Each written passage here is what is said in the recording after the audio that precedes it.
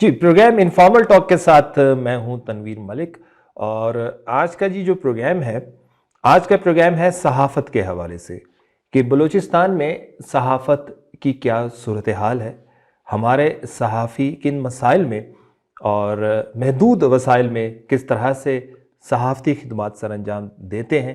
انتہائی پرخطر علاقوں میں شمار ہوتا ہے جب ہم صحافت کی بات کرتے ہیں بلوچستان، لیکن ان تمام تر خطرات کے باوجود، نامصائب حالات کے باوجود، ہمارے صحافیوں نے نہ صرف ملکی لیول پہ بلکہ بین الاقوامی لیول پہ بھی اپنا نام بنایا ہے۔ ایسی ہی ایک شخصیت آج کے ہمارے پروگرام میں موجود ہیں۔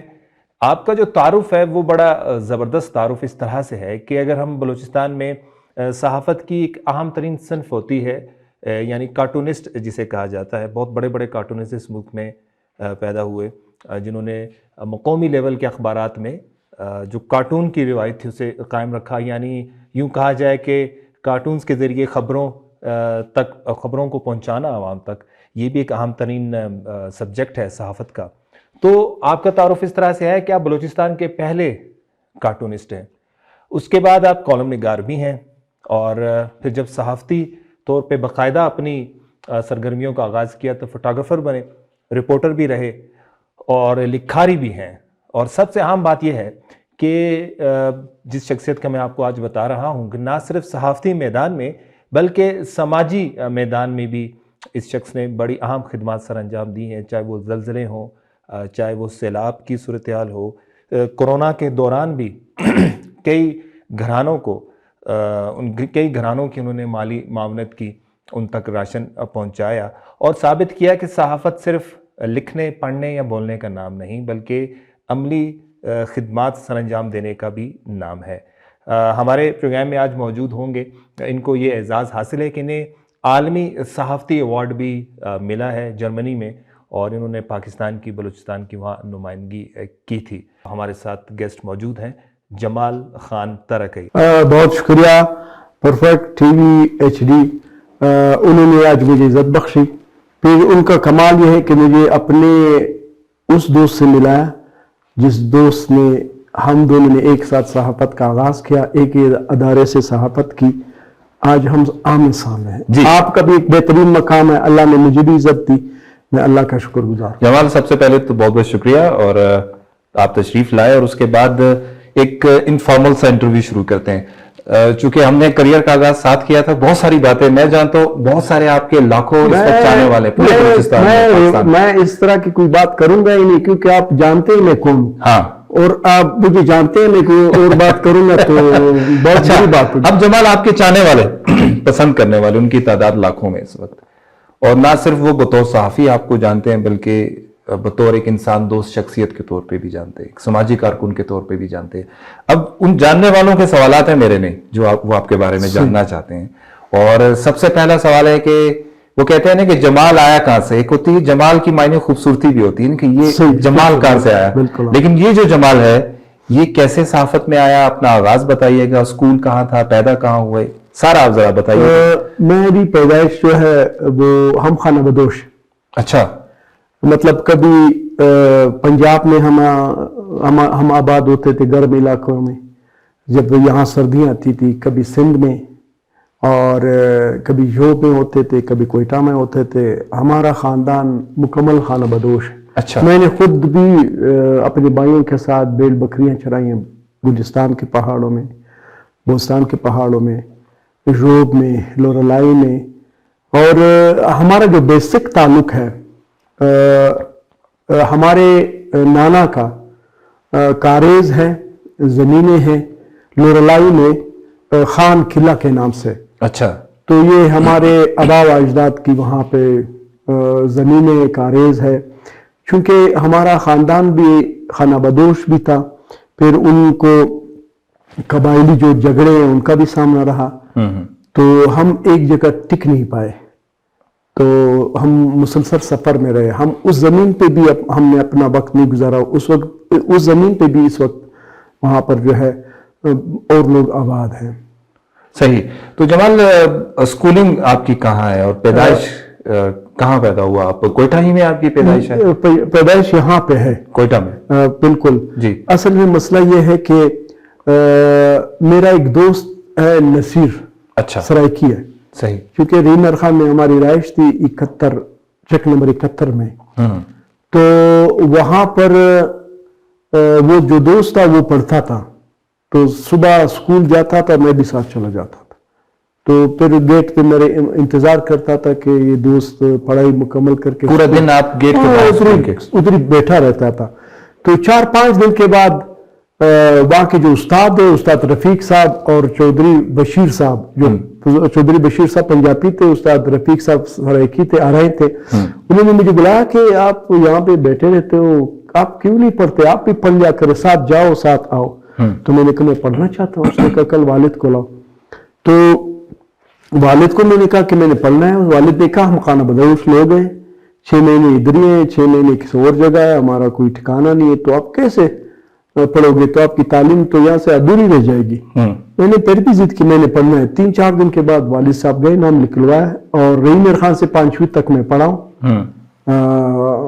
تو میرے جو زندگی کی موسن ہے وہ بھی ایک چودھری بشیر صاحب ہے، اور ایک ہے استاد رفیق صاحب جو کہ سرائکی ہے۔ یہ 2 لوگ ہیں، اگر یہ 2 لوگ مجھے محبت نہ دیتے، پیار نہ دیتے، تو جمال آج صافی نہ ہوتا۔ ٹھیک، اچھا جوان، پھر آپ 5ویں تک رحیم یار خان رہے، وہاں پڑھا، اور پھر بلوچستان، جیسے آپ نے کہا کہ خانہ بدوش قبیلے سے آپ کا تعلق ہے، تو ہر نئے علاقے میں ایک نیا پڑاؤ ہوتا ہے، اور موسم پر انحصار ہوتا ہے، خواہشات پہ انحصار نہیں ہوتا۔ جہاں موسم بہتر لگا، جہاں اناج ملا، جہاں بود و باش کا نیا طریقہ ملا، وہاں چلے گئے۔ پھر یہ بتائیے گا کہ رحیم یار خان سے بلوچستان آئے، اور اس کے بعد باقی اسکولنگ آپ کی کوئٹہ میں ہوئی؟ جی بالکل، کوئٹہ میں ہوئی ہے۔ یہ سمنگلی مڈل اسکول ہے، سنڈیمن ہائی اسکول ہے، صحیح۔ پھر اس کے بعد پھر جتنی بھی ایجوکیشن کی وہ پرائیویٹ کی۔ صحیح۔ تو جمال، آپ نے آغاز میں بتایا کہ بڑی مشکل زندگی آپ نے بچپن سے ہی گزاری، اصل میں مسئلہ اور بھیڑ بکریاں بھی چراتے رہے۔ تو جب اس دور میں آپ جب بھیڑ بکریوں کے ساتھ پہاڑوں میں جاتے ہوں گے، ویرانوں میں جاتے ہوں گے، تو کبھی سوچتے تھے کہ یار ایک وقت آئے گا کہ ہاتھ میں لاٹھی کی بجائے ایک کیمرہ ہوگا، ایک موبائل ہوگا، اور بھیڑ بکریوں کے بجائے جن سے آپ مخاطب ہو رہے ہیں ان کے بجائے لاکھوں لوگ ہوں گے جن سے آپ بات کریں گے؟ کوئی ایسا دماغ میں آتا تھا اس دور میں؟ کچھ بھی نہیں تھا، کیونکہ خانہ بدوشوں کا دماغ محدود ہوتا ہے، ان کو رستوں سے محبت ہوتی ہے، پہاڑوں سے محبت ہوتی ہے، جہاں پہ بارشیں ہوتی ہیں، جہاں پہ سبزہ ہوتا ہے، ان کے دماغ میں وہی ہوتا ہے۔ ہم نے دیکھا یہی ہے کہ ہم لوگ کبھی پڑا ادھر، کبھی پڑا وہاں پر، یہ ذہن میں بھی نہیں تھا، یہ ذہن میں گمان میں بھی نہیں تھا کہ ہم نے کبھی پھر صحافی بننا ہے یا پڑھنا ہے، کیونکہ ہمارے خاندان کے ابھی بھی جو لوگ ہیں اکثریت خانہ بدوش۔ اچھا، اب یہ بتائیے گا کہ پھر صحافت کی جانب آپ کا رجحان کیسے ہوا، اور پہلا دن جو تھا آپ کا بطور صحافی بننے کا، اس پروسیس تک کیسے پہنچے؟ اصل میں مسئلہ یہ ہے، جب ایک بار ہم لوگ سفر کر رہے تھے، ہم لوگ ایک جگہ سے دوسری جگہ اپنی فیملی کے ساتھ، جو خانہ بدوشوں کی فیملی ہوتی ہے، تو میں اور میری بہن ان کو اونٹ میں باندھ دیا گیا تھا۔ اچھا، اونٹ میں باندھ دیا گیا، تو میں وہ اونٹ کی رسیوں میں جکڑا ہوا ہوں اور میرا سر نیچے لٹک رہا ہے۔ اونٹ جو ہے پانی میں، کوئی دریا، کوئی نالا ہے، کوئی کسی جگہ پانی ہے، اس سے گزر رہا ہے، اور میری آنکھ کھل گئی، مطلب اسی حالت میں سو رہا تھا۔ تو میں نے جب دیکھا سورج کی کرنیں ہیں، نیچے پانی ہے، مجھے سمجھ نہیں آ رہا کہ میں کس دنیا میں ہوں نا، تو میں اس کو دیکھتا رہا۔ اس سینری نے میرے دماغ کو ایک قسم کا جھٹکا دیا۔ اس کے بعد میں مسلسل سوچتا رہا، اس سینری کو دیکھنے کے بعد جو میری زندگی میں ایک عجیب و غریب منظر تھا، پھر اس کے بعد میں سوچتا رہا، ہر چیز کے بارے میں سوچتا رہا۔ پھر ایک وقت آیا کہ جیسے خواہش پیدا ہوئی، جیسے میرا دوست ہے نصیر سرائکی ہے، وہ ریمر خان کا رہائشی، ابھی بھی آتے ہیں، ہم لوگ ملتے ہیں، وہ ایک سبب بنا، اس کی دوستی سبب بنی کہ میں ایجوکیشن کی طرف آیا، پھر تعلیم حاصل کی۔ پھر اس کے بعد جو صحافت میں ہمیں ایک محسن ملا، وہ ہے دانیال وسیم صاحب، جن کی ڈیتھ ہو چکی کچھ سال، وہ جرمنی میں ان کی डेथ हो चुकी है। आपका भी मौसम है और मेरा भी मौसम है, दोस्त भी था, बहुत प्यारे इंसान, बॉस भी थे। वो इस कदर अजीम इंसान था कि उसमें हमने कभी निगेटिविटी नहीं देखी, कोई मनफी सोच नहीं देखा। वो इंसानों को पांव पे खड़ा करता था और उसकी बातें इंसानों में एक इंकलाब बर्पा करती थी। तो उनके साथ हम और अपने वक्त गुजारा, उसकी वजह से मैं साफी बना। उसने मुझे बैसत कार्टूनिस्ट, मैंने सहाफत का आगाज बहुत पहले किया, 1992 में मैं कार्टूनिस्ट की हैसियत से। अच्छा जी, नौ अजवा में मेरा पहला कार्टून छपा, फिर मशरिक का। अच्छा जमाल, यहाँ कुछ रुकते हैं। कार्टूनिस्ट जो बनना है वो बोलने से लिखने से मुख्तलिफ काम है, ये आर्ट है। तो ये बताइएगा कि ये कैसे सीखा आपने कार्टून बनाना? उस जमाने में बचपन में सीखा या बाद में किसी की तरफ से इंस्पिरेशन मिली आपको? मैं खुद बहुत हसास इंसान हूं। मैं जिस भी मंजर को देखता हूं, जिसमें इंसानियत की तजलील हो, जिसमें किसी हैवान जानवर को अजियत दी जाती हो, ये मंजर मेरे ज़हन में महीनों रुक जाता है और मैं उस पर सोचता हूं। तो हसासियत की वजह से, देखो हम सहाफ़ी हैं, आप ही सहाफ़ी हैं, आप एंकर भी हैं। अक्सर औकात हम अपनी बात कह नहीं पाते। अगर हम कह पाते हैं तो हमारे लिए मसाइल पैदा हो जाते हैं। कार्टून एक ऐसी जुबान है कि जिसमें हम वो बात जो हम मुंह से नहीं कह सकते, हम कार्टून की जुबान से कह देते हैं और हमारे लिए मसला भी नहीं होता है, केस भी नहीं बनता है।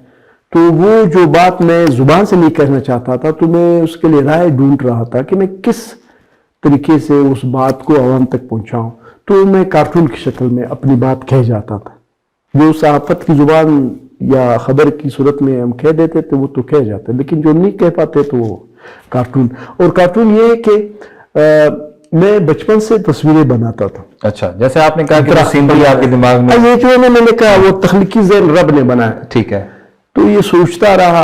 अब एक चीज ये है कि हम दुनिया को इग्नोर कर रहे हैं। हम बहुत सी चीजें देखते हैं जिससे हम बहुत कुछ सीख लेते हैं। अच्छा जमाल, 92 में आपका पहला कार्टून पब्लिश हुआ नवे जवन में, एक अखबार में। बहुत सारे लोग जो आज आपको देख रहे हैं उनको नहीं पता कि जमाल का जो करियर है वो 92 में स्टार्ट हुआ है, तकरीबन बहुत पहले। तो वो सोशल मीडिया का दूर दूर तक कोई वजूद नाम निशान नहीं था। अच्छा, 92 में फिर आप आए, कार्टूनिस्ट बने, बलूचिस्तान के पहले कार्टूनिस्ट। बिल्कुल। उसके बाद दोबारा फिर सहाफत ज्वाइन किया आपने 2004-5 में? नहीं, ये सिलसिला ये ऐसा है कि जब मैंने सहाफत एज ए कार्टूनिस्ट मैंने अपनी जिंदगी का आगाज किया एक सहाफी के तौर पे, तो यहाँ रुकावटें बड़ी थी। कोई अखबार के अंदर छोड़ना ही नहीं चाहता, कोई अखबार के अंदर चला जाता, देश तक नहीं पहुंचने देता था। तो मतलब ये दिक्के झटके, कभी बैर फेंक दिया, कभी किधर से चुपके से घुस गया, कभी कामरान साहब के पास पहुंच गए जो हमारे मशरिक अखबार के चीफ एडिटर है, मालिक है। मतलब इसी तरह जितने भी अखबार आते कोई छोड़ता नहीं था। इसका क्या वजह है? मतलब कि वो जो पुराने लोग बैठे थे वो नए लोगों की एक्सेप्ट नहीं कर, वो रवायती वही बात है।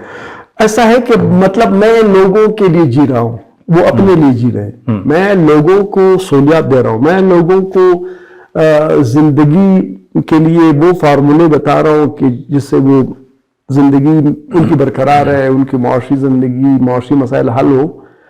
उस दौर के लोग बड़े कंजूस थे, किसको आने नहीं देते। अच्छा, अभी 2004-5 का एक दौर है आपका, दोबारा जब आपने फोटोग्राफर के तौर पे एक जर्नलिज्म शुरू किया, पहले कार्टूनिस्ट के तौर पे आए। 2004-5 ये वही साल है जब मैंने और आपने एक साथ, बिल्कुल हम और आप एक काम शुरू किया, और फिर आपने एज ए फोटोग्राफर स्टार्ट लिया डेली पब्लिक और रोजनामा आवाम से, अगर मैं गलत नहीं हूं तो उस दौर में। तो वो तजुर्बा बताइएगा कि फिर कार्टूनिस्ट के तौर पे कागज पे पेंसिल से तस्वीरें बनाते थे, फिर कैमरे से तस्वीर बनाना, बात तो एक ही है बिल्कुल, यानी आप अक्स ही बना रहे हैं, चाहे हाथ से बनाए या आंख की मदद से या लेंस की मदद से। तो वो कितना काम आया बतौर कार्टूनिस्ट तस्वीर बनाना? असल देखे कि मैंने फोटो जर्नलिज्म का आलमी अवार्ड भी लिया। जी हाँ, वो उस पर आगे बात करते हैं। क्योंकि मैं हमेशा आइडियाज पर फोकस करता था। कार्टून के लिए आप आइडियाज बनाते हैं, कार्टून के लिए आप एक कार्टून के लिए आप 3-4 घंटे स्टडी करते हैं, मतलब आइडियाज बनाते हैं। तो वो फिर मुझे जो मैंने फोटो जर्नलिज्म शुरू किया उसमें मुझे ये काम आया, جب کوئی بھی واقعہ ہوتا تو مجھے معلوم پڑتا تھا کہ اس اینگل سے اگر آپ بنائیں گے تو یہ اس میں مکمل سبجیکٹ آ جائے گا, مکمل مضمون آ جائے گا. بہت کام ہے. تو وہاں سے آپ نے فوٹو جرنلزم کا آغاز کیا اور محنت کا جس کو کہتے ہیں باقاعدہ محنت شروع کی. اور کیونکہ میں اس محنت کا گواہ بھی ہوں کہ جس طریقے سے بارش, برف, سردی, گرمی میں آپ مجھے دانیال صاحب نے ایک سائیکل لے کر دی, اس کے اپنے مجھے یاد ہے سائیکل اس سال بڑی بارشیں ہو رہی, تو آپ کو تو معلوم ہے یہاں پر نکاسیاب کا سسٹم خراب ہے, بارشیں ہوتی تو نالیوں کا پانی اور بارش کا پانی مل جل کر وہ سب کو بہتا تھا. ہم آپ تصویریں لے کر آتے تھے تو ہم پریشان ہوتے تھے کہ پہلے تصویریں لینی ہے یا آپ کو دھونا ہے. تو وہ نالیوں کا پانی کیونکہ اس پہ وہ کور نہیں ہوتا ہے ٹائر کور اسپورٹ سائیکل پہ, وہ پانی سارا وجود باڈی پہ, اتنی محنت, تو رات کو گھر جا کے 2 بار نہاتے تب بھی بھول نہیں جاتی تھی. وہ اتنی لگن تھی کہ اس سائیکل کے ذریعے بھی آپ پہنچتے تھے ایونٹس. بالکل پہنچتا تھا. اور جب وہاں ایونٹس پہ پہنچ جاتے کئی دفعہ لیٹ بھی ہو جاتے, بارش میں کبھی ہم لوگوں نے یہ کمپرومائز نہیں کیا کسی موسم اور کام جاری رکھا. اچھا, پھر ایک موقع آیا جب آپ کی ریکگنائزیشن شروع ہو گئی. اب 2 مرحلے آتے ہیں جب انسان سمجھتا ہے کہ اس کی محنت کا پھل اسے ملنے والا ہے. جو ایک فوٹوگرافر کی زندگی ہے یا جرنلسٹ کی ہم بات کرتے ہیں, جو جرنلزم میں جو فوٹوگرافر ہوتے ہیں, جو رپورٹر ہوتے ہیں, ان کی زندگی المیوں سے بھری ہوتی ہے. یا تو اپنی زندگی ان میں المیہ ہوتا ہے یا المیات کو دیکھتے ہیں, سانحات کو دیکھتے ہیں اور دن رات ایک ٹراما سے, ایک صدمے سے گزرتے ہیں. آپ نے لاتعداد تصویریں بنائی, ہزاروں کی تعداد میں تصویریں, سینکڑوں کی تعداد میں تصاویر بنائی, اور یہ بدقسمتی کہہ لیجئے کہ وہ زیادہ تر لاشوں کی تصویریں, زخمیوں کی تصویریں, لوگوں کی تصویریں. تو جمال کبھی ایسا ہوا کہ اتنا سارا دکھ, خون, بلڈ اور لاشیں دیکھ کے جب گھر گئے ہیں شام کو تو آپ کا سر وزنی ہو گیا ہو؟ اصل میں مسئلہ ہے کہ جب آپ کسی بھی انسان کے باڈی کے ٹکڑے دیکھتے ہیں تو انسان اس منظر کو برداشت نہیں کر سکتا, کوئی بھی دماغ. دیکھو اس وقت, جس وقت میں نے مطلب فوٹوگرافی کے بعد پھر ویڈیو جرنلزم کا دور آیا, سوشل میڈیا بھی آ چکا تھا, پھر ہم لوگوں نے کالم بھی لکھے, پھر رپورٹنگ بھی کی, تو بہت کچھ کیا پیٹ کے لیے. تو وہ جو مناظر ہے, مطلب آج بھی جب میں گوشت کھاتا ہوں, کباب, تو وہ دماغوں والی بو آتی ہے, میں نہیں کھا پاتا ہوں گوشت سے, بلکہ بائیکاٹ ہوں. میں آج بھی کسی جانور کو ذبح کرتے ہوئے نہیں دیکھا. آپ سمجھتے ہیں اس ٹراما کی وجہ سے؟ ہاں, اسی کی وہ جو آپ نے لاشیں دیکھی. میں کوئی ایسی ویڈیو نہیں دے سکتا جس میں تشدد ہو رہا ہوتا ہو, جس میں کسی کو کوئی تپڑ مارا ہوتا ہو, جس میں لاشیں ہو, خاص کر یہ جو آج کل فلسطین پہ جو خیر و غضب لوگوں نے گرایا ہے, وہاں پہ معصوم بچے جو لقمہ اجل بن رہے ہیں, جو کہ پھول جیسے ننھے منھے بچے, ان مناظر کو میں دیکھ نہیں پاتا. نہ میں تصویر کو دیکھ سکتا ہوں, نہ ویڈیوز کو دیکھ سکتا ہوں. مطلب اگر دیکھ لیتا ہوں تو وہ ایک سکتہ طاری ہو جاتا ہے, بالکل اپنے وہ مطلب بالکل کسی اور دنیا میں چلا جاتا ہوں, تو برداشت نہیں ہوتی. پھر میں نے بڑے دھماکے دیکھے, خود 3-4 دفعہ کے درمیان بچ گئے. جو عوام اخبار میں بم بلاسٹ ہوا, اس میں زخمی ہوا. اس کے علاوہ جو سول ہاسپٹل میں اس میں کھڑا رہا, اس میں کچہری میں ہوا, پھر میزان چوک پہ ہوا, اس میں زخمی ہوا. خود بھی اس کا نشانہ بناؤ. تو مطلب اتنی چیزیں دیکھ کر, مطلب اتنے واقعات دیکھ کر, اتنے صدمے دیکھ کر, مجھے اس زندگی میں آخری ایک سٹیج پہ لا کے کھڑا کر دیا. میں اس وقت آپ کے سامنے انسان ہوں, میں پٹھان بھی نہیں ہوں. میں اگر آپ دیکھیں تو میں ایک قسم کے پاکستانی بھی نہیں کہوں گا بحیثیت انسان, کیونکہ پاکستان کے بارڈر کے آس پاس بھی لوگ رہتے ہیں, انسان رہتے ہیں. لیکن پاکستان جو کہ ایک جنت ہے, جنت جیسی سرزمین ہے, یہاں پہ سبھی کا ایک موسم ہے, کوئٹہ کا دوسرا موسم ہے, زیارت کا تیسرا, اور ہر رائے 4 گھنٹوں میں 4 موسم ہوتے ہیں. دنیا میں کہیں بھی نہیں ہے, یعنی بالکل یہ ایک جنت کا ٹکڑا ہے.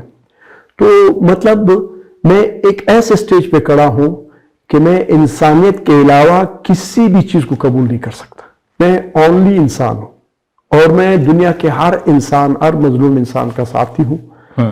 اور جہاں بھی کسی بھی انسان پر ظلم ہو رہا ہو, مجھے دکھ ہوتا ہے. جمال, لاتعداد واقعات آپ نے عکس بند کیے, ان کی ویڈیوز بنائی, تصاویر بنائی, کوئی ایسے واقعات جس نے آپ کو دہلا دیا ہو جب آپ وہاں موقع پر پہنچے ہوں اور آپ نے وہ واقعات دیکھا ہو اور اپنے آپ کو بے بس فیل کیا؟ کیونکہ فوٹوگرافر ہونا یا جرنلسٹ ہونا اس وقت آپ کو ریشنل ہونا ہوتا ہے لیکن رپورٹ کرنا ہوتا ہے، لیکن انسان بھی ہے آپ ساتھ ساتھ۔ سول اسپتال میں جو بم بلاسٹ ہوا تھا 2016 میں میرے خیال میں 8 اگست، وہاں پہ اس میں 270 کے قریب وکلا شہید ہوئے۔ اس میں میرے دوست میرے جاننے والے بھی تھے، جس میں ایک داؤد کا سی تھا اور اس میں جانزیب جمال دینی جو کہ سینیٹر ہے، ان کے صاحبزادے۔ میں اسے دیکھ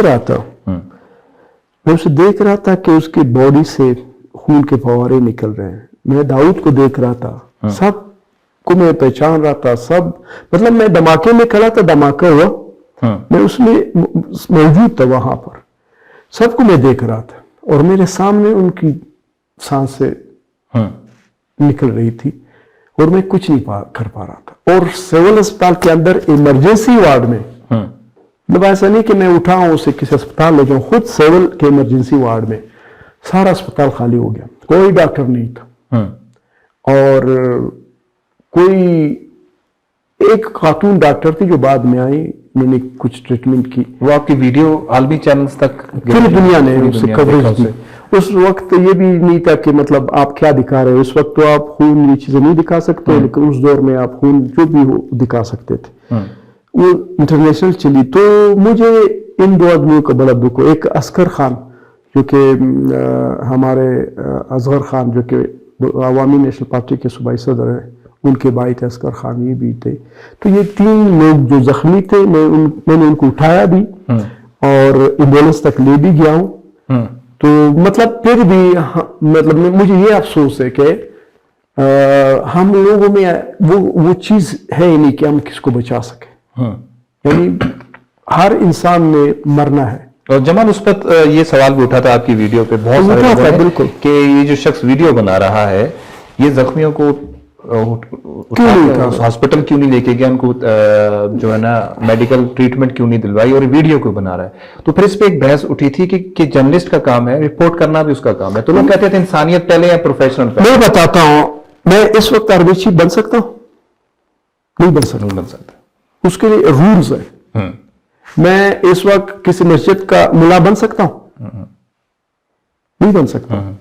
میری اپنی ذمہ داریاں ہیں، ملا کی اپنی ذمہ داریاں ہیں، عربی چیف صاحب کی اپنی ذمہ داریاں ہیں، صدر کی اپنی ذمہ داریاں ہیں۔ دیکھو یہ ڈیوائیڈ ہے، میرا کام یہی تھا۔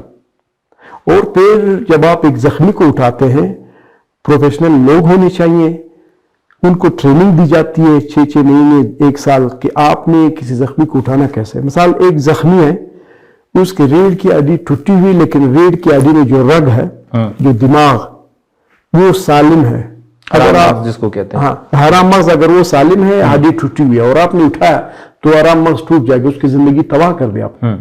تو پروفیشنل لوگ ہی زخمی کو اٹھائیں گے۔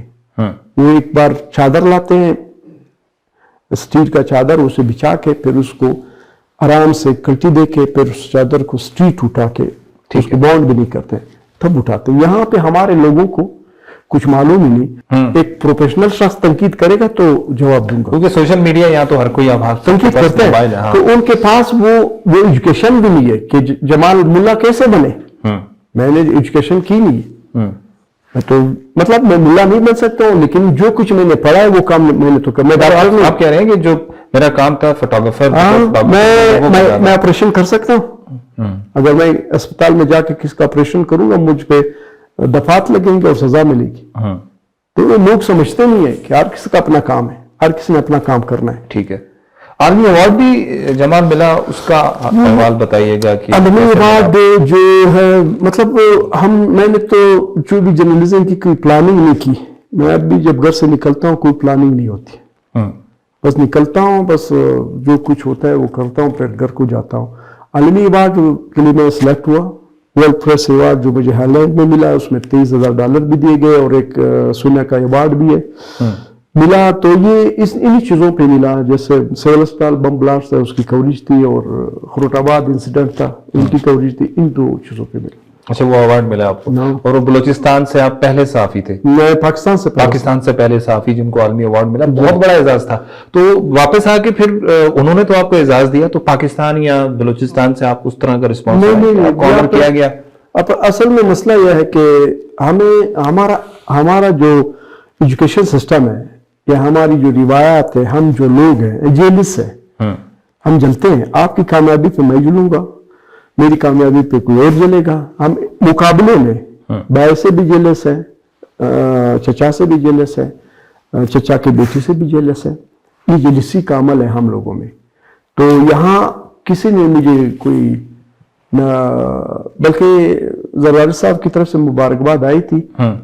وہ سمرو عبدالکریم سمرو صاحب آئے تھے گھر پہ. انہوں نے ایک اور ایوارڈ کا بھی وعدہ کیا تھا اور انہوں نے کہا کہ ہم آپ کو ایک پلاٹ بھی دیں گے. اس کے علاوہ مصطفیٰ نواز کوکر جو اس وقت وزیر داخلہ تھے, انہوں نے بھی ایوارڈ کا, ہیومن رائٹس ایوارڈ کا وعدہ کیا. پھر ایکسپریس جیو میں اعلان بھی ہوا لیکن کچھ نہیں ملا, صرف اعلانات ہوئے آپ کے. اور اس کے بعد پھر آپ نے اپنی زندگی کی گاڑی خود ہی چلائی, اس طرح کے حالات تھے. تو جناب یہ بتائیے گا کہ بلوچستان کے بارے میں کہا جاتا ہے کہ پاکستان میں جو صحافت کے حوالے سے خطرناک ترین صوبہ ہے نسبتاً دیگر صوبوں کے, اور درجن بھر سے زائد ہمارے صحافی مختلف واقعات میں 50 سال کے قریب آپ کے ساتھی بھی شہید ہوئے دھماکوں میں, ٹارگٹ کلنگ میں. تو جب اس طرح کے واقعات دیکھتے ہیں, اپنے ساتھیوں کو رخصت ہوتے دیکھتے ہیں, تو کبھی ایسی تبدیلی آئی کہ یار یہ پروفیشن چھوڑ دیں, صحافت چھوڑ دیں, کوئی اور کام کر لیں, ایسا کچھ؟ اصل میں مسئلہ ہے, میں نے اب ایک گاڑی خریدی ہے اور اس کے ساتھ وہ انگلش ٹائپ کا جو ٹرالی کی طرح کمرہ بنا ہوتا ہے نا, وہ انگریز لوگ جو اپنے ساتھ پکنک کے لیے لے جاتے ہیں. میں نے تو, مجھے آج بھی موقع ملے میں اس شہر میں داخل نہیں ہوں گا. کوئٹہ شہر میں کوئی مجھے دیکھے تو گولی مارے. میں اس شہر میں اس لیے آتا ہوں کہ میں مجبور ہوں, بچے ہیں, گھر کو پالنا ہے. جس دن میری معاشی حالت اس طرح ہوئی کہ مجھے شہر آنے کی ضرورت نہیں پڑے گی, میں کبھی شہر نہیں ہوں گا, پہاڑوں کی طرف جاؤں گا. اس شہر میں کیا رکھا ہے, اس شہر میں ہے کیا؟ اس شہر میں جو بھی شخص گھر سے نکلتا ہے, اس شہر میں داخل ہوتا ہے, وہ نفع کے لیے آتا ہے, نقصان کے لیے کوئی داخل نہیں ہوتا ہے. ایسا شخص اس شہر میں داخل نہیں ہو رہا ہوتا کہ اس کی نیت یہ ہو کہ آج میں نے دوسروں کو دینا ہے. ہر شخص اسی شہر سے کما رہا ہے. اب جب ہر شخص 40 لاکھ کی آبادی 20 لاکھ لوگ آئیں گے, کما کے لے جائیں گے, تو شہر تو لٹ جائے گا. اس شہر کو بھی کچھ دینا ہے, تو اس شہر کو دینے والے کوئی نہیں, سارے لٹ رہے ہیں, بینک بیلنس بنا رہے. میں نے ایک بار بات کہی تھی, میں نے کہا سب سے بڑی ذخیرہ اندوزی یہ ہے جس نے اربوں کروڑوں روپے بینکوں میں رکھے ہیں. یا اٹھے والی, یہ چھینی والی ذخیرہ اندوزی کچھ بھی نہیں ہے. اصل ذخیرہ اندوزی وہ ہے, کروڑوں روپے ہیں یہاں پر روزگار کے لیے کارخانے لگائیں, کروڑوں لوگوں کو آپ روزگار دے سکتے ہیں, آپ بھی کمائیں گے, دوسرے بھی کمائیں گے. تو شہر جو ہے, شہر بالکل شہر سے دل ٹوٹا ہوا ہے. اچھا, دل تو آپ کا ٹوٹا ہوا ہے. یہ بتائیے گا کہ دل لگا کتنی بار ہے, اور محبت کی ہے ابھی دل ٹوٹنے سے مجھے محبتیں کی ہیں. ٹھیک ہے. اصل میں مسئلہ یہ ہے, محبت کسی بھی انسان کے لیے عبادت کی مانند ہے. ہم نے محبت کو کچھ اور نام دیا. اب ایک خاتون ہے, خاتون کی باڈی رب نے بنائی ہے,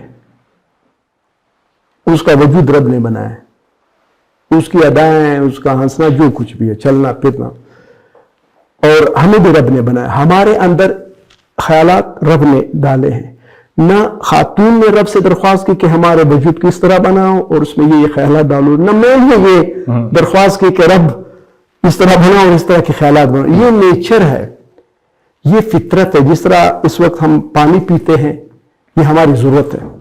جس طرح ہم کھانا کھاتے ہیں, یہ ہماری ضرورت ہے. جس طرح ہم سوتے ہیں, یہ ہماری ضرورت ہے. محبت بھی ضرورت ہے. محبت زندگی کی بنیاد ہے. جو محبت نہ کر سکے یا جس نے محبت کی نہیں, تو پھر تیسری مخلوق ہے, دوسری اور پہلی بھی. اچھا, ایک ہے انسانیت سے محبت. دیکھیں, محبت بڑا لازوال فلسفہ ہے. ماں باپ سے محبت, انسانیت سے محبت, اپنی زمین سے محبت. ایک محبت کی مثال آپ نے قائم کی ہے خدمت خلق کے حوالے سے. لاتعداد صحافی ہیں اس ملک میں, یعنی سماجی کارکن, سماجی رہنما تو بہت سارے ہیں, لیکن صحافتی برادری میں ویسے تو ہم سماجی خدمت ہی کرتے ہیں, ظاہر ہے. ہم سچ بتا رہے ہوتے ہیں, ہم کوریج کر رہے ہوتے ہیں, ہم لوگوں کے مسائل بتا رہے ہوتے ہیں, یہ بھی خدمت میں آتا ہے. لیکن آپ نے کچھ سٹیپ آگے جا کے باقاعدہ پریکٹیکلی لوگوں کی مدد کی, چاہے وہ سیلاب کا سیزن ہو, زلزلے میں ہو یا کورونا ہو. تو یہ بتائیے کہ سماجی میدان میں آج تک آپ نے اتنا سارا کام کیا, میں کیونکہ خود گواہ ہوں اس چیز کا, آپ زیادہ بتاتے نہیں ہیں لوگوں کو, اصل مسئلہ کافی سارے گھروں کو آپ نے کورونا کے دنوں میں بھی راشن پہنچاتے رہے, یہ بہت سارے لوگوں کو نہیں معلوم ہے. جی اس بارے میں کچھ بتائیے گا. اصل مسئلہ یہ ہے کہ دیکھو ہم صحافی ہیں, اور صحافی کے پاس ہمیشہ مسائل میں گرا ہوا شخص آتا ہے. کسی کی نوکری نہیں ہوتی ہے, کسی کے گھر میں روٹی نہیں ہوتی ہے, کسی کا روزگار نہیں ہوتا ہے. تو مطلب ہم جو کوریج کرتے ہیں اسی طرح کے لوگوں کی کوریج کرتے ہیں کہ ہم نے سماج کو کچھ دینا ہے, روزگار دینا ہے, روٹی دینی ہے, بیماری میں مدد کرنا ہے. تو میں نے سوچا کہ جب ہم ان مظلوموں کی بات وزراء حکومت تک پہنچاتے ہیں, کیوں نہ ہم خود بھی کچھ مدد کر لیں, ہماری بھی تو ذمہ داری بنتی ہے. تو اسی احساس کو سامنے رکھ کر میں نے لوگوں کی مدد کی, ابھی بھی کرتا ہوں, خاص کر کینسر کے جو پیشنٹ ہیں ان کی, اور یہ جو جن کے گردے پھیل ہیں ان لوگوں کی, ان کو بنیادی طور پہ میں ان کے ساتھ ہوں. اس کے ساتھ جو غریب ہے جن کا گھر میں راشن نہیں, ان کی بھی مدد کرتا ہوں. تو یہ ایسا ہے کہ یہ جو انسان فطری پیدا ہوتا ہے, ماں کے وجود سے پیدا ہوتا ہے, تو وہ رحم, محبت, اس کی تمام تر باڈی میں یہ ایک چیز ہوتی ہے. مطلب بچے کو ہم جب دیکھتے ہیں, چاہے انسان کا بچہ ہو چاہے جانور کو, اسے ہم پیار کرتے ہیں. یعنی رب انسان کو پیار اور محبت سے, رحم سے بناتا ہے. لیکن جب یہ بچہ ماں کے گود میں آتا ہے, پھر اس میں اور چیزیں منتقل کر دیتا ہے. بادر کی بنیاد پر, رنگ و نسل کی بنیاد پر. ہمارے پٹھان کہتے ہیں کہ ہم شیر, ہم احمد شاہ بابا کے بچے ہیں, میرویس خان کے نواسے ہیں. اسی طرح پنجابی لوگوں کے اپنے ہیروز ہیں, اپنے لوگ ہیں. تو پھر یہ چیزیں بچے کے ذہن میں ڈالتے ہیں. پھر جب وہ اسکول جاتا ہے وہاں پر پھر اور چیزیں ڈالی جاتی ہیں. جب وہ مدرسہ جاتا ہے وہاں پہ اور چیزیں ڈالی جاتی ہیں. تو یہ چیزیں, یہ عمل انسانی بچے میں قدرت مار دیتا ہے, فطرت کو مار دیتا ہے. وہ ایک مصنوعی انسان بن جاتا ہے. پھر وہ کسی اور کی سوچ پہ جلتا ہے, کسی اور کی سوچ کے لیے جیتا ہے. تو اصل میں تو فطرت ہی, میں کہتا ہوں قدرت ہی زندگی ہے, ہمیں اس سے جڑے رہنا چاہیے. مطلب آپ نے لوگوں کی مدد کی بلا رنگ و نسل. بالکل. اور یہ بتائیے کہ کوئی پلیٹ فارم ہے آپ کا جس کی بیس پہ کیا انفرادی طور پہ ہی آپ نے اکیلے ہی کوشش کی؟ اور اصل میں مسئلہ یہ ہے, مجھے اکثر اوقات اپنے نام سے بھی نفرت ہوتا ہے.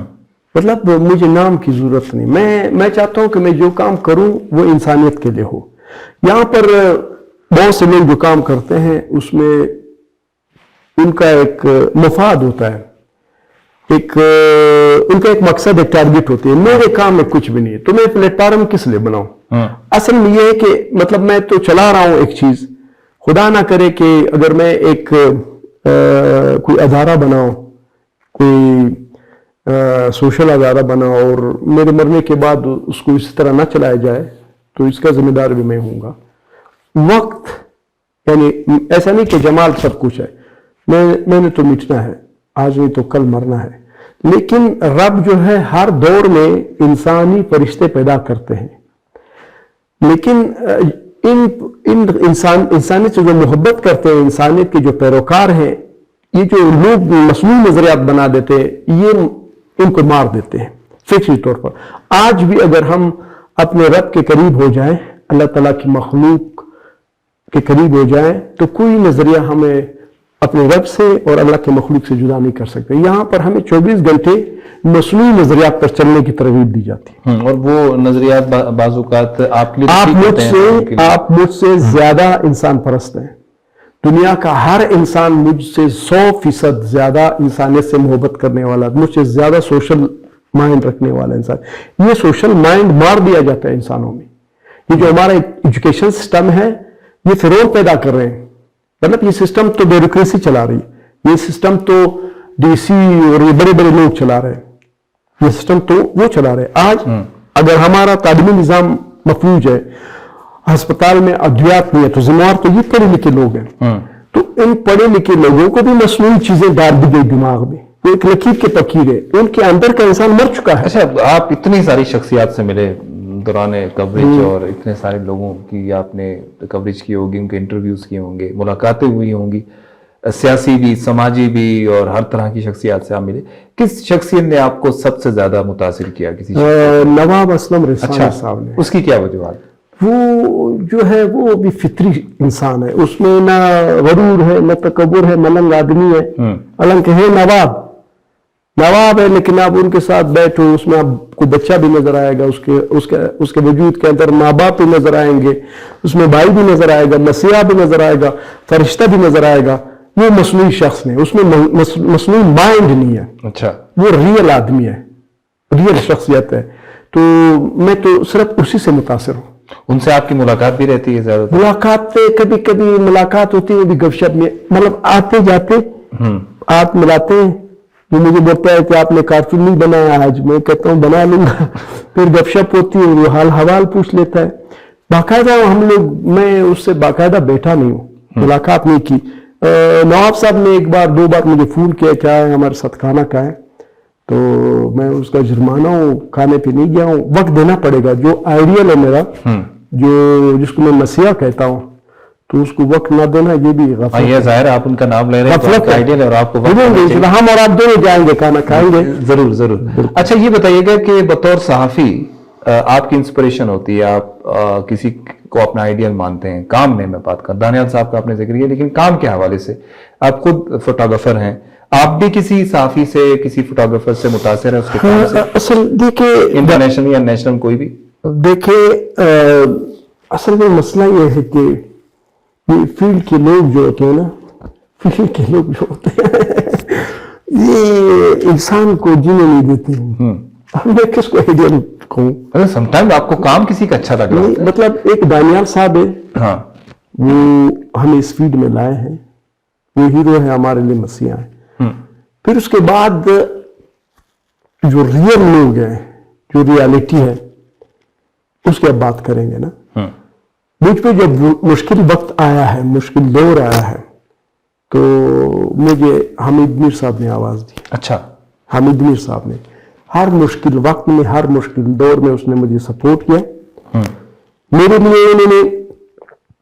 लिए और दिगर साथियों के लिए उन्होंने 24 घंटे कौमी असेंबली के सामने धरना दिया था, मेरे लिए, मेरी जिंदगी के लिए, और दो और साथी थे। तो एक हामिद मीर साहब हैं जो हमारी भी बात करता है, आपकी भी बात करता है, मिसिंग पर्सन की भी बात करता है, पश्तूनों की भी बात करता है, सबकी बात करता है। हामिद मीर साहब पाकिस्तान में जो मेरे पसंदीदा तरीन साफी है वो हामिद मीर साहब है। अच्छा, और दूसरी बात देखो, हम और आप दोस्त हैं। मैं देखो ऐसी बात नहीं कि आप मेरी तारीफ करें, मैं आपकी तारीफ करूं। आप में क्वालिटी है, रियलिटी है। देखो आपने अपने माइंड का सदका नहीं दिया, आपने अपने ख्यालात, अपनी सोच का नजराना नहीं दिया। अगर आप देते तो आप इस वक्त कर्बों के मालिक होते। मैं आपको इस हवाले से सलाम पेश करता हूं कि आपने गुर्बत झेली, मसाइल झेले, लेकिन आपके अंदर जो इंसान है, जो एक अच्छा साफी है, आपने उसको कुर्बान नहीं किया। अच्छा जमाल, तो बड़ी बहुत बहुत शुक्रिया, इतने आधा घंटा मैंने तारीफ की थी। बारक जमाल, ऐसा है कि सोशल मीडिया के आप इस वक्त सुपरस्टार है। जब इलेक्ट्रॉनिक मीडिया भी आपने देखा है, प्रिंट मीडिया भी देखा है, और जब सोशल मीडिया बूम आया, बलूचिस्तान में भी आया, तो आपने सोशल मीडिया के तवज्जुह से इतना पुरअसर काम किया है जो इलेक्ट्रॉनिक मीडिया भी नहीं कर सका। ये तजुर्बा बताइए कि फेसबुक, यूट्यूब और सोशल मीडिया के आने के बाद जमाल तारकई की जिंदगी में कितनी तब्दीली आई, और जमाल तारकई को देखने वाली आवाम की जिंदगी में कितनी तब्दीली आई जो आपका चैनल? असल में मसला ये है कि हर घर में गुर्बत मसाइल है। हमारे पश्तूनों की जो घरों अंदर खानदानी जिंदगी बड़ी डिस्टर्ब है, चाहे अरबपति हो, खरबपति हो। इसी तरह पंजाब भी इसी तरह है, इस तरह बलूचों की जो जिंदगी है, गिरोली जिंदगी मुतासर है। मैं बहुत कुछ देख चुका हूँ, बहुत कुछ महसूस कर चुका हूँ। मैं रियलिटी पर कंप्रोमाइज नहीं करता हूँ। मैं इस चीज़ का नहीं हूँ कि मैं अच्छे कपड़े पहन के, कंघी करके, सेंट लगा के यहाँ पे बैठ जाऊं और बातें करूं। मैं एक रियल इंसान, कोई मसूलियत नहीं। मैं जो भी कदम उठाता हूँ समाज के लिए उठाता हूँ। मेरी हर वीडियो समाज के लिए है, मेरे लिए नहीं। क्योंकि मैं समाज को वो तरीके बताता हूँ, वो आइडियाज बताता हूँ जो उनके फायदे में, मेरे फायदे में नहीं। बाज़ औक़ात इन वीडियो की वजह से मुझे धमकियां मिलती कि आपने ये बात की, ये बात तो उसको करना चाहिए, आपने क्यों की। मैं हर सुबह हर शाम जो भी वीडियो बनाता हूँ लोगों के फायदे के लिए बनाता हूँ उनको, क्योंकि हमारी जो सोशल लाइफ है ये डैमेज है। सोशल मीडिया एक बहुत बड़ा प्लेटफॉर्म है। मैं सोशल मीडिया में इसलिए आया कि चूंकि 2011 में मुझ पर पाबंदियां लग गई सादी बरादरी की जानिब से और प्रेस क्लब में आज तक दाखिला बंद है, मेरे लिए कोई और प्लेटफॉर्म था नहीं। मैंने सोशल मीडिया को वक्त दिया और सोशल मीडिया से मैं इस वक्त महाना 10 लाख, 8 लाख, 9 लाख रुपए कमा रहा हूँ। मेरे चैनल जो है वो बड़े लोग देखते हैं। और फिर मैंने अपने दिमाग पे काम किया और जो मेरा दिमाग है वो समाज के लिए, और लोग इस दिमाग को पसंद करते हैं और देखते भी। मैं जो भी वीडियो बनाता हूं, चाहे मामूल, मैं अपनी बात करता हूं, कुछ दिखाता भी नहीं, अपनी बात करता हूं। घर सुबह उठ जाता हूं, कंबल ऊपर ओढ़ लेता हूं और बातें करता हूं। वो 5 लाख लोग देखते हैं, उनकी मोहब्बत है, लेकिन बात माशरे के लिए होती है, उसमें मेरा कोई फायदा नहीं। मेरा ये मिशन नहीं कि मैंने सदर बनना है, मेरे ये मिशन नहीं कि मैंने कभी वोट देना है, मेरे ये मिशन नहीं कि मैं वजीर बनूंगा, मैं कुछ नहीं बनूंगा। घर की सरबराही से भी मैं दस्तबरदार हो चुका हूं। मैंने घर की सरबराही भी घर वालों को दी कि मैंने कुछ नहीं लाना है, मैं कुछ करना है, तुम जानो, आपका काम जानो। सही। बजट मैं दूंगा, काम आप लोग करो। मैंने किसी पे कोई दबाव नहीं डाला और ना मैं कोई जिम्मेदारी लूंगा कभी। और मैं किसी शख्स को अपना गरीदा भी नहीं बनाता हूं कि एक शख्स 24 घंटे मेरे साथ रहे, मेरे गुण गाए।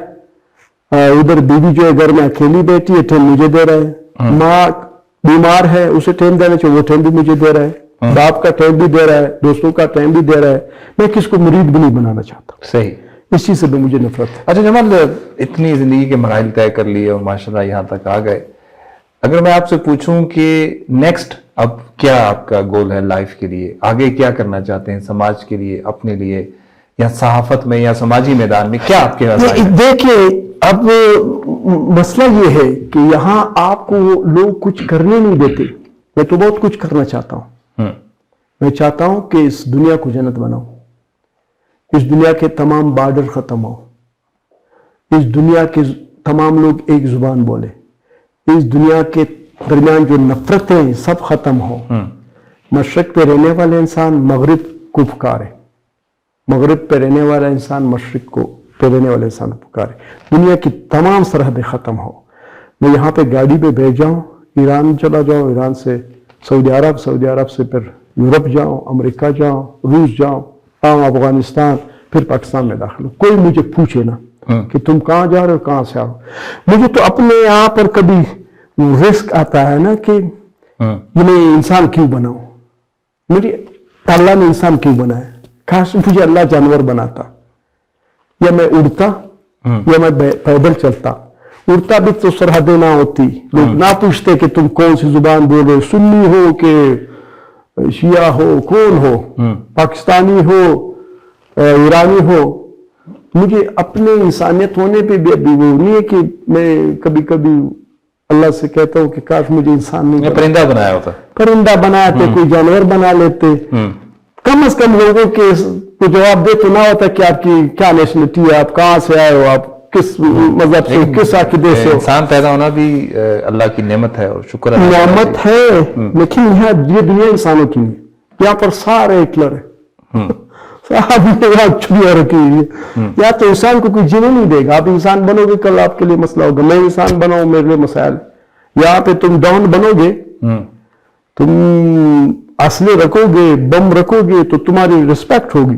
तुम इंसान बनोगे तो अगले दिन तुम यहाँ पे रहोगे नहीं। अच्छा, प्रोग्राम के आखिर में एक सवाल। जमाल, इतनी खूबसूरत गुफ्तगू है, कई घंटे हो सकती है। अगर जिंदगी में कहते हैं ना कि हमें तो हमारा ईमान है कि एक जिंदगी हमें मिलनी है और बस उसके बाद फिर हमें चले जाना है। अगर दोबारा जिंदगी मिलती है और दोबारा एक ऑप्शन मिलता है कि कौन सा प्रोफेशन चूज करने चाहोगे, तो दोबारा साफी बनोगे आप? मैं जिंदगी लूंगा ही नहीं।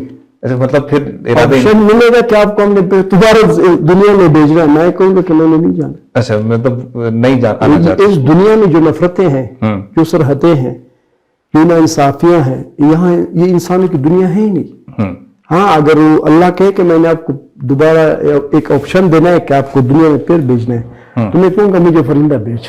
میں انسان نہیں بنوں. بہت بہت شکریہ جمال، اللہ آپ سے اتنی خوبصورت گفتگو رہی. اور کئی پہلے بھی میں کہہ رہا ہوں کہ جب بھی آپ کے ساتھ بیٹھتے ہیں تو کئی گھنٹے گفتگو ہوتی ہے، لیکن کوشش رہے گی کہ نیکسٹ بھی آپ کے ساتھ گفتگو کریں اور دل کی باتیں آپ نے دل سے بات کی جتنی بھی بات کی. مطلب اس میں اب لوگ یہاں بیٹھتے ہیں، دوستوں کے ساتھ ایک کریکٹر ہوتا ہے، گھر میں دوسرا کریکٹر ہوتا ہے، مسجد میں تیسرا کریکٹر ہوتا ہے، یہاں بیٹھ کے چوتھا کریکٹر ہوتا ہے. میرا ایک کریکٹر ہے، گھر میں بھی یہ اس ہوتے وقت یہ انسان یعنی 24 گھنٹے یہی کا رخ ہے، دوسرا رخ ہے. اسی لیے کہتے ہیں جمال جمال ہے نا.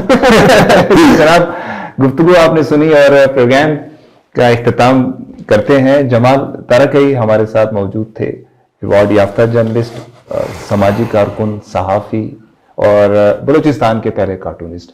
ان کی گفتگو بڑی دلچسپ رہتی ہے ہمیشہ سے ہی. جمال کی اپنی ایک گفتگو کا ان کا ایک انداز ہے، اپنی ایک شخصیت ہے، اور یہی وہ شخصیت ہے جس سے لوگ پیار کرتے ہیں، محبت کرتے ہیں، کہ اس میں بہت زیادہ سچائی ہے اور بہت زیادہ آنےسٹی آپ کو نظر آتی ہے. انفارمل ٹاک کی آج اگر ہم بات کریں تو باقاعدہ انفارمل باتیں آج ہم نے کی ہیں، اور جمال تارکئی کی یہ زبردست قسم کی ہمارے پروگرام میں بیٹھک رہی ہے. انشاءاللہ مزید پروگرامز کے ساتھ آپ کی خدمت میں حاضر ہوتا رہوں گا. انفارمل ٹاک کے آج کے شو سے اپنے میزبان تنویر ملک کو اجازت دیجیے. نیکسٹ پروگرام میں ملاقات ہوتی ہے. اللہ حافظ.